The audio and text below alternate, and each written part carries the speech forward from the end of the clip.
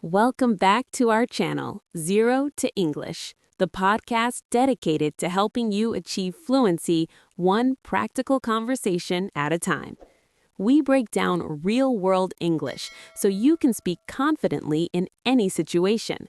If you love practical lessons like this, please remember to subscribe, like, and hit the notification bell for more videos. Hello, everyone, and welcome to what is perhaps the most practical edition of the English Learning Masterclass. I'm Perry. And I'm Alan. Today we are discussing a topic that is often dismissed as boring, but is actually the most important social icebreaker in the English language, the weather. Now, many students think, I already know how to say it's raining. But in English-speaking cultures, particularly in the UK, Canada, and the US, the weather is a linguistic ritual. It is the safe topic we use to build rapport with strangers, fill awkward silences, and show that we are friendly. We call it social glue. To speak like a native, you must move beyond hot and cold. You need to understand the feel of the air. You need to know the difference between a drizzle, a downpour, and a deluge. You need to be able to use the weather to start a conversation that leads to deeper topics. Let's jump into our first casual scenario. Alan and I are neighbors meeting by the mailboxes. It's a very gray, typical Monday morning. Listen for how we use the weather to circle around into talking about our weekend plans. Ready, Perry. Good morning, Alan. I was starting to wonder if the sun was ever going to show its face again. It's been so gloomy these last few days, hasn't it? Tell me about it. I feel like I've forgotten what a blue sky looks like. I was hoping to get some yard work done on Saturday, but it was just miserable out there. It didn't stop spitting rain all afternoon. I know exactly what you mean. We were going to take the kids to the park, but we ended up just hunkering down inside. It was so damp and chilly, it just wasn't worth the effort of getting everyone wrapped up. That's a shame, but the forecast says it might clear up by Wednesday. They're even promising a bit of a warm spell towards the end of the week. I certainly hope so. I'm ready for some respite from this gray. I've been feeling a bit under the weather myself, probably just the lack of vitamin D. I hear you. Well, fingers crossed for some blue skies soon. Have a good one, Perry. You too, Alan. Let's deconstruct the casual layers of that interaction. Weather talk is a game of adjectives and intensity. Notice the word gloomy. Instead of saying cloudy, which is a bit scientific, gloomy describes the feeling of a dark, gray day. It implies that the weather is making you feel a bit sad or tired. I use the word spitting. This is very casual English. It means it is raining very, very lightly, just small spits of water. It's not a storm, but it's enough to be annoying. We also use the phrase hunkering down. This is a great idiomatic expression. It means staying inside a safe, warm place to avoid bad weather. It creates a feeling of being cozy and protected. Then we have the hopeful side of weather talk. I mentioned a warm spell. A spell in this context is just a short period of time. So a warm spell is a few days of unexpectedly warm weather. I certainly hope so. I'm ready for some respite from this gray. I've been feeling a bit under the weather myself, probably just the lack of vitamin D. I hear you. Well, fingers crossed for some blue skies soon. Have a good one, Perry. You too, Alan. In part 2, we move into the mechanics of description. To master casual English, you need volume knobs. You can't just say, it's raining for every type of water falling from the sky. We have organized our description toolkit into 3 tiers: rain, heat, and cold. Tier 1, the rain scale, from annoying to extreme. Drizzle, very light, misty rain. Showers, rain that starts and stops quickly. We're expecting a few scattered showers. Downpour, a sudden, very heavy rain. I got caught in a downpour without an umbrella. Bucketing down, very casual British-Australian English for heavy rain. It's bucketing down out there. Soaked to the bone, when you are completely wet. Tier 2, the heat scale, from pleasant to painful. Balmy. This is a lovely word for a warm, soft evening. It feels very pleasant. Muggy. This is a negative word for heat. It means it is hot and very humid, wet air. It makes you feel sticky and uncomfortable. Boiling, very casual exaggeration for very hot. It's boiling in this office. Scorcher, a noun for a very hot day. Yesterday was a real scorcher. Tier 3, the cold scale, from fresh to freezing. Crisp, a positive word for cold. It means the air is cold but dry and refreshing. A crisp autumn morning. Biting, a negative word for cold. It feels like the wind is biting your skin. Freezing/sub-zero. Use these for extreme cold. Sleet/slush. These describe the messy side of winter. Sleet is rain mixed with snow. Slush is the dirty, melted snow on the ground. Beyond the adjectives, you must master adverbs. Adverbs are the volume knobs. It's bitterly cold, extremely cold. It's unseasonably warm, warm when it should be winter. It's absolutely pouring, very heavy rain. Why do we use these? Because they show emotion. If you just say, it is cold, you sound like a robot. If you say, it is bitterly cold, you're sharing your feeling with the other person. We also use weather words to describe personalities.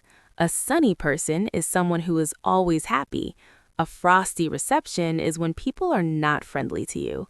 To breeze through something means to do it very easily.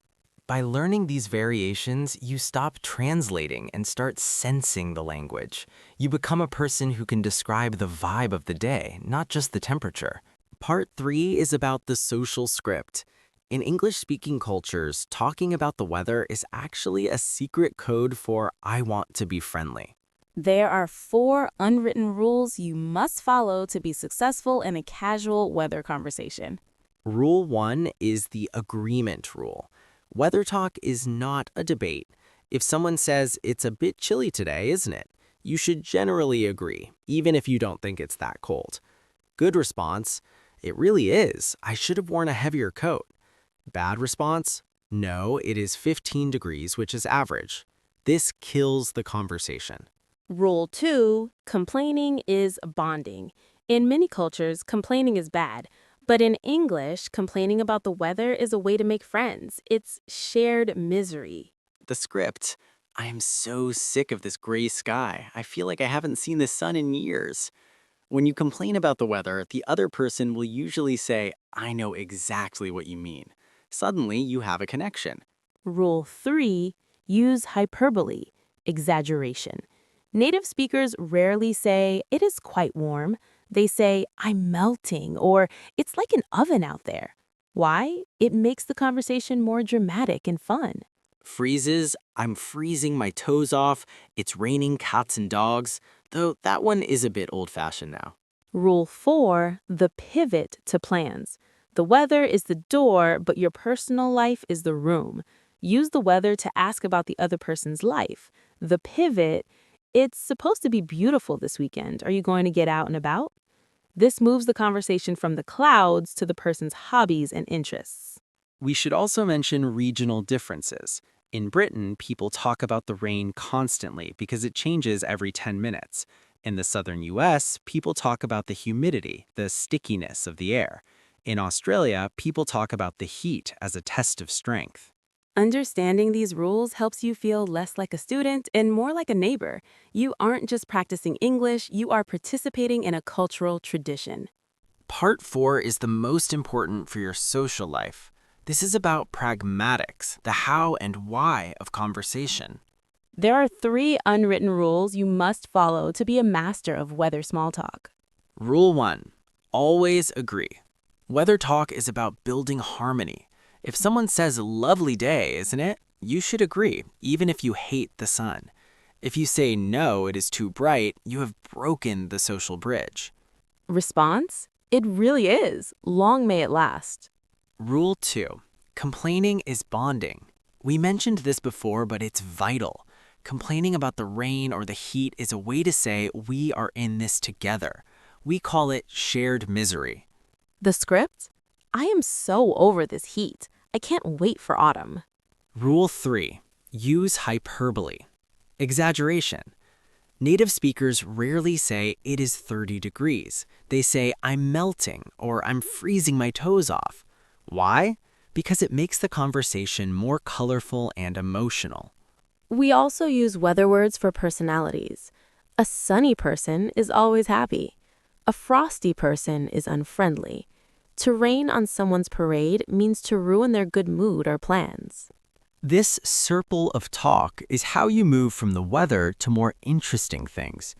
It's a beautiful day. Are you doing anything fun for the weekend? The weather is just the gateway. Now let's practice. I will give you a scenario and you must respond using the social rules we just learned. Simulation 1. The elevator. You are in an elevator with a coworker. It is a very hot, sticky, muggy day.